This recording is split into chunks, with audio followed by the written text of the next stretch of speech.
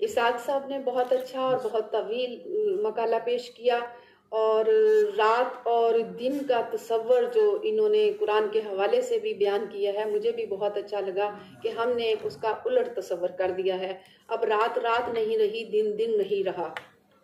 12 बजे 1 बजे बच्चों के सो के जागने का हमने वक्त बना दिया और हम उन्हें कुछ नहीं कहते। बच्चे रात भर जागते हैं। पहले ऐसा नहीं होता था। बच्चों को डर होता था कि सुबह जल्दी उठना है, मस्जिद जाना है, सुपारा पढ़ने जाना है। अब वो सुपारा पढ़ने मस्जिद जाने वाला हमने बच्चों को मस्जिद से भी दूर कर दिया। शाम को कारी साहब आएंगे, रात को आएंगे, कोई 10 मिनट कोई घंटा पढ़ाएंगे, चले जाएंगे। बच्चे मस्जिद से भी दूर हो गए, बच्चे फजर से भी दूर हो गए, बच्चे उस सुबह से भी दूर हो गए, उस नूर के तड़के से भी दूर हो गए। यानी बच्चों का बिल्कुल ही हमने वो जो डर बच्चों के अंदर हमारा था, अब हमारे अंदर बच्चों का डर हो गया। बच्चे को जगा देंगे जल्दी तो उसका मूड खराब हो जाएगा, मूड खराब हो जाएगा तो वो काम नहीं करेगा मर्जी से। तो ये सारी चीज़ें देखने वाली हैं, सोचने वाली हैं, फिक्र करने वाली हैं।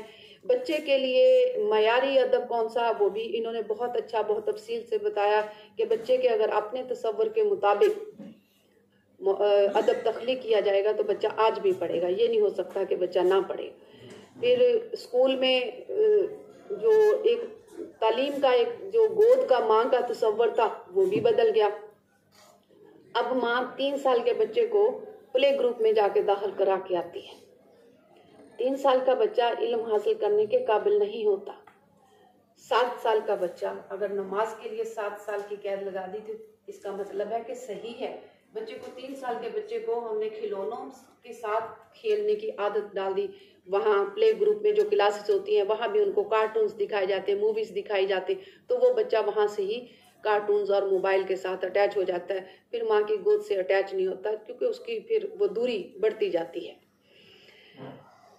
फिर आगे हमने इनको सुना कि इन्होंने कहा कि तराजम की अहमियत, बिलाशुबा तराजम की बहुत अहमियत है। गैर मुल्की ज़ुबानों के तर्जमे भी होने चाहिए, लेकिन अफसोस की बात है कि हमारी अपनी सूबाई ज़ुबानें ही आपस में दोस्ती नहीं रखती। एक दूसरे सूबे की ज़ुबानों के तराजम भी हमें पढ़ने को नहीं मिलते।